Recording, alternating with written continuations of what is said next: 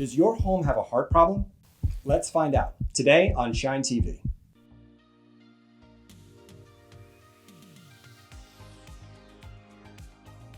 I'm going to put the most useful information right here at the top. If you're buying a new home, make sure a duct blaster test has been performed on the home before you close.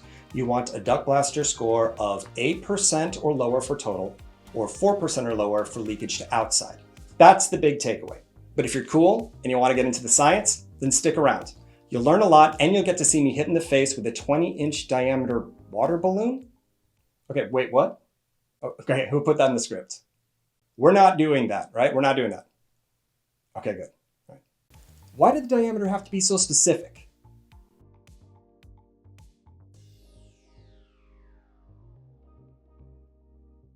Our heart and lungs pump warmth and oxygen from our core out to the rest of our body.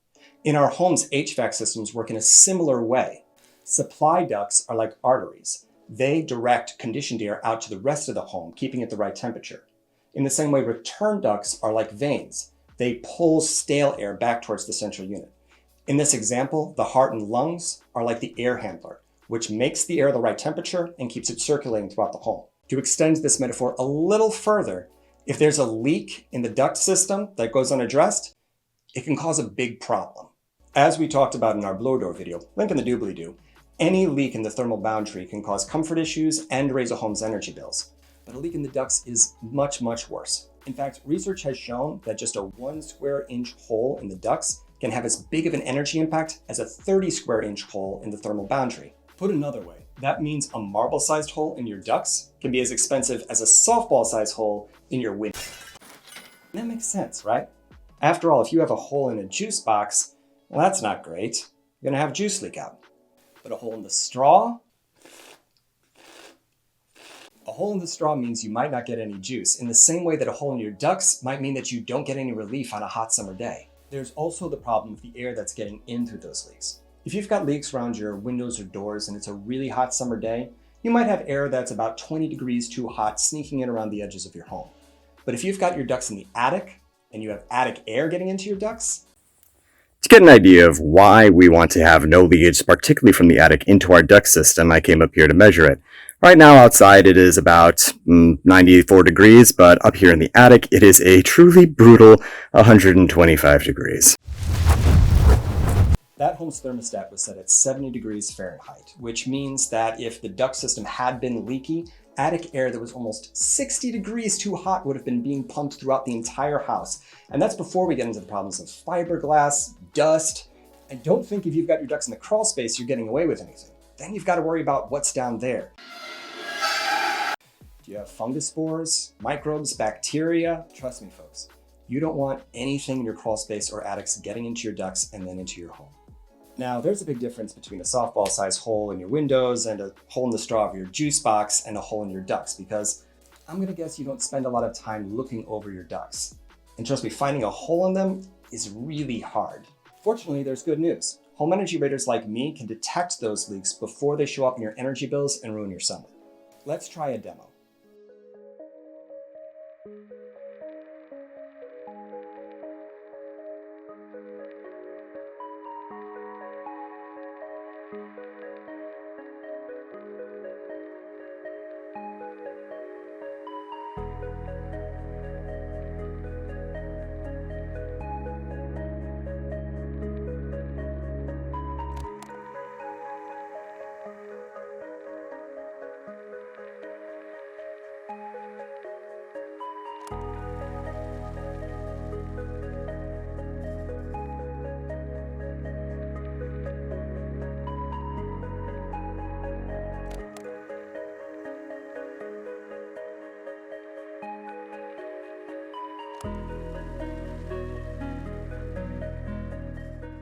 On the job site, we run that test with this puppy, the duct blaster.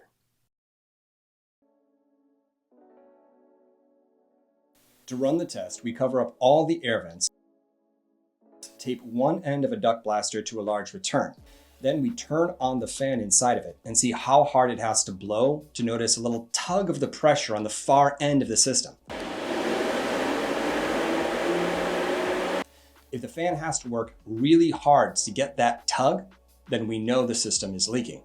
On the other hand, if we turn it on and it barely has to run for it to notice the tug, then we know the system is tight. We measure the amount of air coming out of the fan in cubic feet per minute. Now that is going to be a larger amount if it's a large home, even if it's not leaky, just because there's more air in the duct system. In order to get something that we can compare different sized homes with, we take the amount of cubic feet per minute and divide it by what we call the heated square footage, which is the amount of home that you actually live in, excluding your porch and garage. Once we divide it, we get a percentage of total duct leakage. We take that percentage, we can compare it across any home, no matter the size, and set a clear standard. So let's take a look at an example of how our demo could play out in the real world. Say you've just bought a new house. You just bought a house. Congratulations. But before you break out the champagne, you should know that there's one small problem. You know what a ceiling vent looks like, right? And this. Now, unfortunately, when somebody was putting up drywall, they forgot to cut out a hole for that vent. And now all you've got is ceiling. Now, every time your HVAC system turns on, all the air that would have been conditioning your bedroom is going to be going straight into your attic. If no one ever does a duct blaster test on that home, no one is ever going to find that leak. And this is how homes with heart problems are getting sold without anybody ever knowing. So how often does this actually happen in the real world?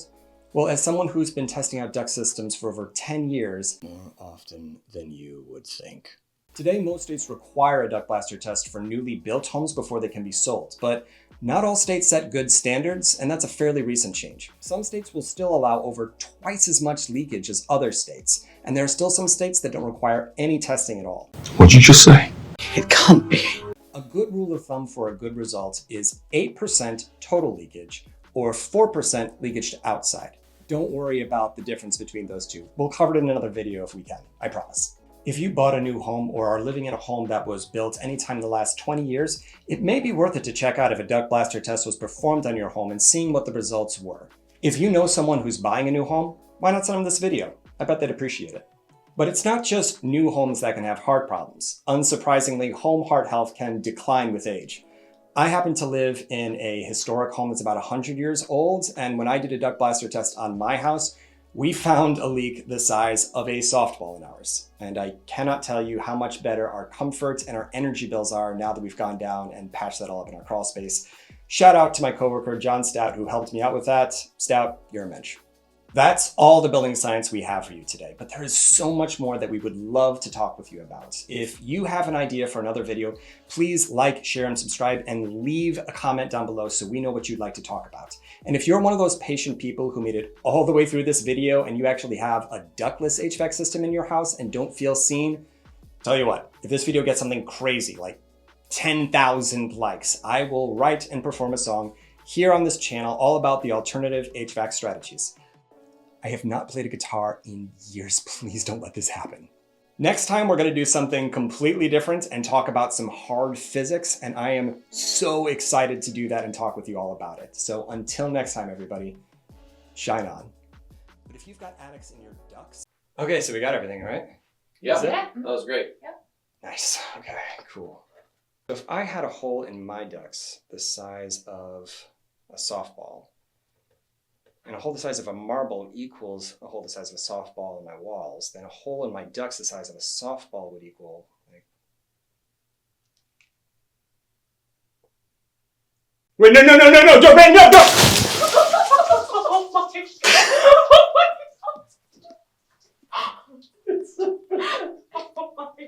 Oh my god! Shine on, everybody. But if you've got attics in your ducts and they're leaky... Wait a minute. You said attics in your ducts. Is that a problem? What is it? Where do you keep your attics?